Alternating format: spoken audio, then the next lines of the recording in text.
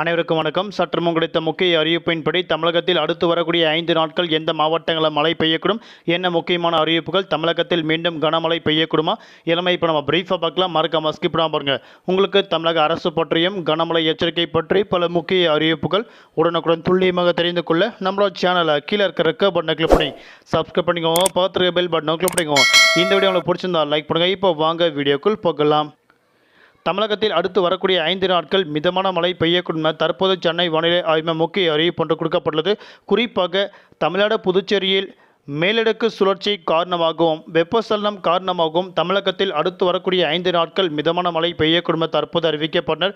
குறிப்பாக நாளை நாட்கள் தமிழகத்தில் 10க்கும் மேற்பட்ட மாவட்டங்கள் கனமழை பெய்யக்கூடும் அறிவிக்கப்பட்டனர்.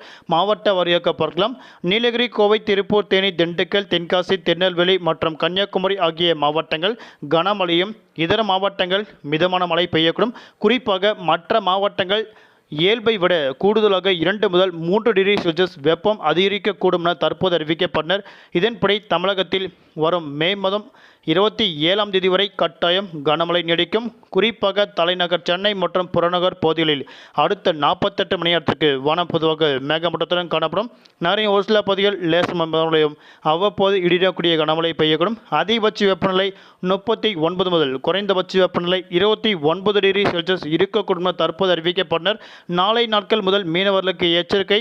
மே மாதம் 25 முதல் 27ஆம் தேதி வரை மன்னார் வளைகுடா, தமிழக, ஆந்திரா கடலோர பகுதியில் மணிக்கு 55 கிலோமீட்டர் வேகத்தில் சூறாவளி காற்று வீசக்கூடும்.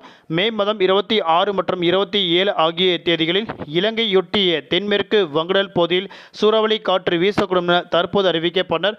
ஆகையால் மீனவர்கள் அப்பகுதிக்கு மட்டும் மீன் பிடிக்க செல்ல வேண்டாம் என தற்போது ஒரு முக்கிய அறிவிப்புகள் சென்னை வானிலை ஆய்வு அறிவிக்கப்பட்டுள்ளது.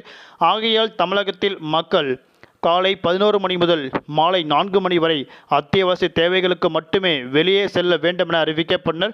குறிப்பாக காலை 11 மணி முதல் மாலை 4 மணி வரை இயல்பை விட 2 முதல் 3 டிகிரி செல்சியஸ் மற்ற மாவட்டங்கள் கூடுதலாக இருக்கக்கூடும் அறிவிக்கப்பட்டது.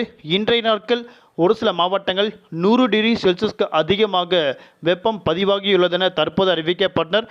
மீண்டும் அடுத்த சந்திப்போம். நன்றி, வணக்கம்.